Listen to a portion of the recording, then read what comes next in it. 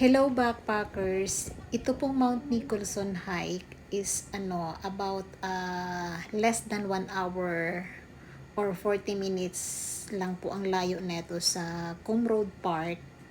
Tapos naisipan naming puntahan kasama ko ang aking kapitbahay. At nagulat nga po ako kasi itong kapitbahay ko is about magpo 14 years na dito sa sa Coombe Road. Hindi niya pa pala ito nararating. Kaya grabe, as in na amaze siya sa view at nang makita niya itong mga rock formation dito kasi first time niyang makarating. Kaya grabe yung saka hindi niya akalain na short hike lang siya pero yung view is napakaganda lalo na yung marating namin ang taas. Dito sa may na yan, sa may Bird's Beak, talagang umakyat siya dyan para magpa-picture. Ang dami-dami niyang video dyan.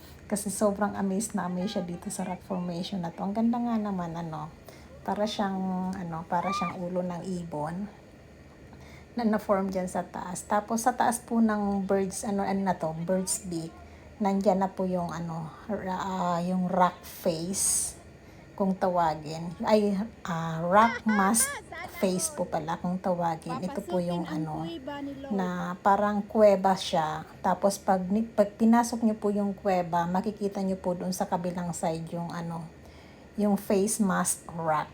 Napakaganda po.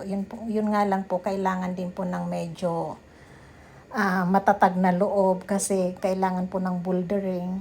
Medyo mahirap po yung lalo na sa mga first timer po, mag-iingat. Although itong hike po na to is short hike lang po siya. From Coombe Road Park siguro in less than 2 hours matatapos or 3, maximum na po yung 3 hours kung sobrang bagal niyo po.